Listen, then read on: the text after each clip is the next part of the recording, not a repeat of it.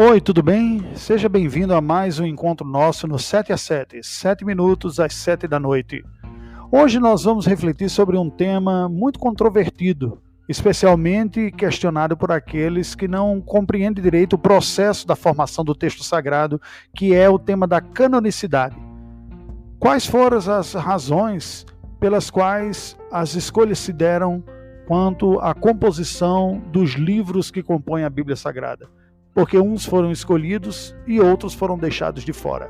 Este será o tema da nossa reflexão de hoje. Fique comigo.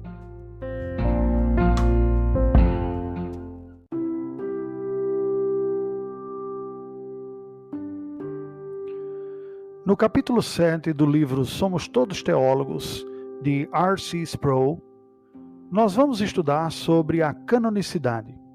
Qual foi o ponto desenvolvido aqui pelo teólogo que temos estudado? Bem, a palavra cânon é uma palavra que vem da língua grega, que significa vara de medir ou norma.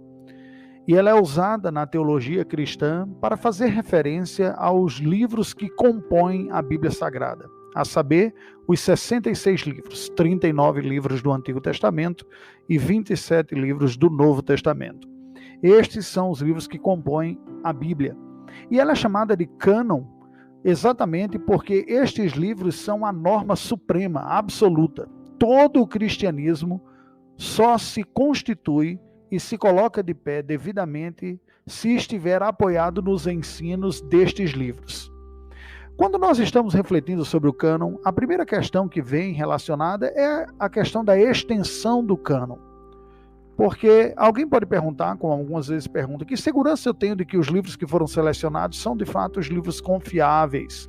Porque supostamente há mais de 2.000 livros.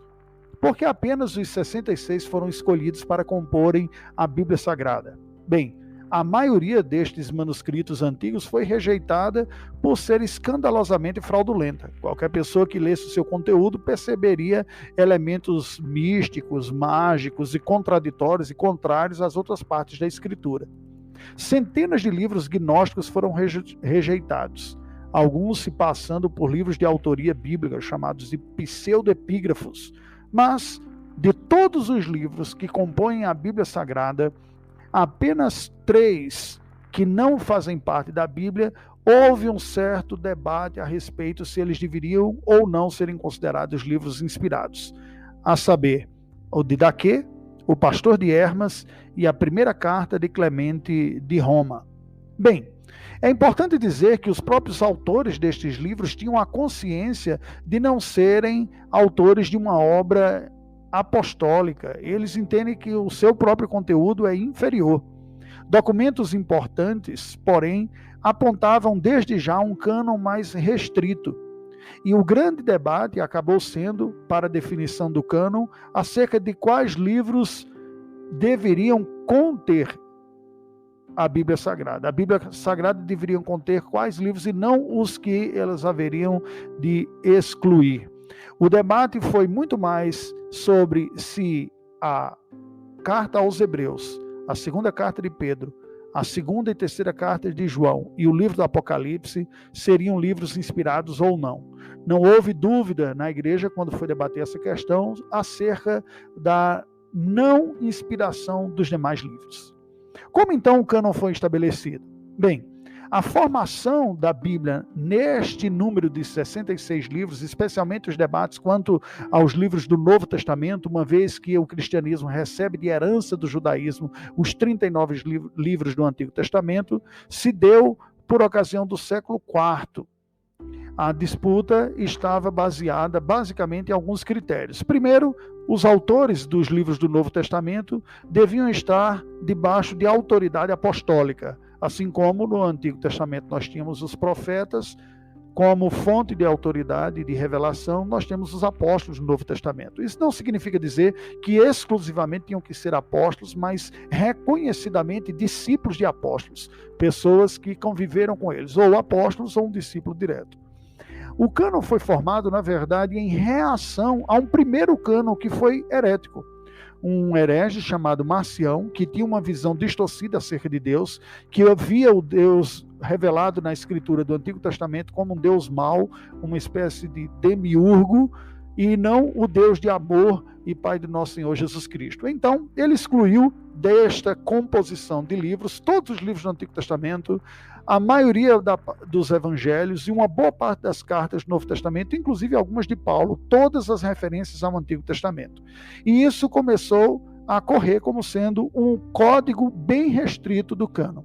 Essa mutilação que Marcion fez no cânon do Novo Testamento exigiu da parte da igreja uma resposta e se posicionar definitivamente sobre quais livros eram inspirados e eram palavra de Deus. Basicamente, foram 3 os critérios adotados para se reconhecer a inspiração de um livro bíblico. O primeiro, nós já citamos anteriormente, que é a apostolicidade. Ou seja, os livros do Novo Testamento teriam que vir de uma autoria direta ou de um discípulo direto de alguns dos apóstolos. Os 4 evangelhos e o núcleo do Corpus Paulinus, ou seja, da obra de Paulo, reconhecidamente em pouco tempo foi tido como palavra de Deus inspirada. O segundo critério foi o critério da receptividade, ou seja, como estes escritos foram tendo aceitação entre as igrejas, circulação e reconhecimento de que eram palavra de Deus. Nós temos, quanto a isso, testemunhos internos e externos. A própria Bíblia, na segunda carta de Pedro, capítulo 3, versículo 16, faz referência aos escritos de Paulo como escritura sagrada. E a patrística, os escritos dos primeiros teólogos dos primeiros séculos, também fazem referência aos outros livros do Novo Testamento como palavra de Deus. A bem da verdade, praticamente todo o Novo Testamento, em quase todas as palavras, poderia ser reescrito somente tomando as citações da patrística dos primeiros séculos. O terceiro critério foi o critério da harmonia, ou seja, o conteúdo do que é ensinado está em harmonia com aquilo que já havia sido considerado palavra de Deus anteriormente, como o Antigo Testamento. Bem, houve disputas e dúvidas sobre o conteúdo, mas não se podia ter dúvida se este conteúdo estava desarmônico ou não. Algumas pessoas tiveram dúvida, por exemplo, na carta aos Hebreus, porque aparentemente a discussão em termos de Hebreus 6 é se poderia haver a perda da salvação. Como ninguém questionava isso, se houve uma certa dúvida. Mas o problema era um problema de interpretação. Por fim, o escopo do cânon sagrado. Nós temos um cânon católico que é diferente do protestante, pois o catolicismo herda do Antigo Testamento os livros que foram incluídos na Septuaginta, que eram considerados até o Concílio de Trento como livros de segunda importância, mas para combater a reforma protestante, eles foram elevados a livros inspirados por Deus também. Os protestantes seguem a tradição judaica, não reconhecendo esses 7 livros apócrifos como sendo inspirados, mas livros de importância histórica, porém inferior espiritualmente. São livros que falam verdades, entretanto não de caráter inspirado. Há elementos nesse livro que contradizem outras partes da Escritura Sagrada. O seu próprio texto, em alguns momentos, demonstra uma certa insegurança da parte dos autores quanto à sua autoria, o que põe em xeque a sua credibilidade como palavra de Deus. Nós, protestantes, olhamos para a palavra de Deus como sendo infalível, reconhecemos que os livros são infalíveis, mas a igreja é falível no seu processo.